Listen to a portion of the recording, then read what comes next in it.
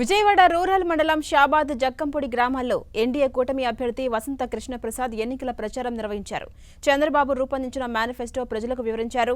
ప్రజాపాలన కావాలంటే చంద్రబాబు రాష్ట్రానికి ముఖ్యమంత్రి కావాల్సిన అవసరం ఉందన్నారు వసంత కృష్ణప్రసాద్. కూటమి అభ్యర్థులు ఎంపీగా కేశినేని శివనాథ్ తనని గెలిపించాలని కోరారు.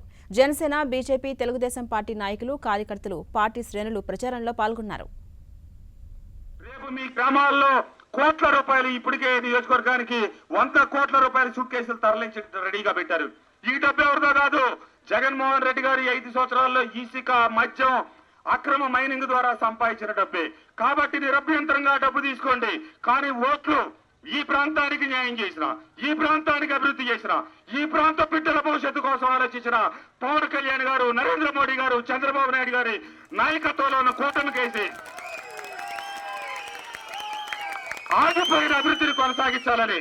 అంతేకాదు, ఈ గ్రామం స్వాతంత్రం వచ్చిన తర్వాత ఇంటి పట్టాలు లేక ఈ గ్రామం మొత్తం కొండపోరంబో కింద మిగిలిపోయి రెవెన్యూ రికార్డులో ఏనాడో సొంతదారులుగా ఎక్కని పరిస్థితి.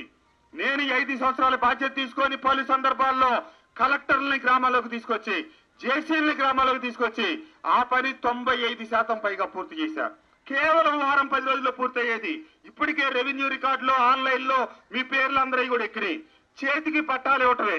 కానీ కృష్ణప్రసాద్ నా తరపున పోటీ చేయనన్నాడు. కృష్ణప్రసాద్ పక్కకి వెళ్ళిపోయాడని కక్ష కట్టి పట్టాలు రెడీ అయినవి కూడా చేతికి ఇవ్వకుండా ఆపాడు. నేను చెప్పా, నేను తిరిగాను. ఆ రోజున్న గ్రామ నాయకత్వం, బాబు గారు, వీళ్ళందరూ ఈ గ్రామాల్లో చాలా మంది నా వెనక వచ్చి ఎన్నో పర్యాయాలు కలెక్టర్ల దగ్గర తిరిగారు. నా మీద కక్ష కట్టవుతూ మీరు గ్రామస్తులకు మంచి చేయండి, 95% పని 75-100 ఏళ్ల తర్వాత పూర్తవుతా ఉన్న పని ఆపి కక్ష కట్టవుతూ ఆ గ్రామం మీదంటే ఆ మూర్ఖులు, ఆ దరిద్రులు చేతికి ఇవ్వాల్సిన పట్టాలు కూడా ఇవ్వకుండా ఆపారు. నేను పార్టీలో నుంచి బయటకు వచ్చిన తర్వాత కూడా జేసీ గారితో మాట్లాడా.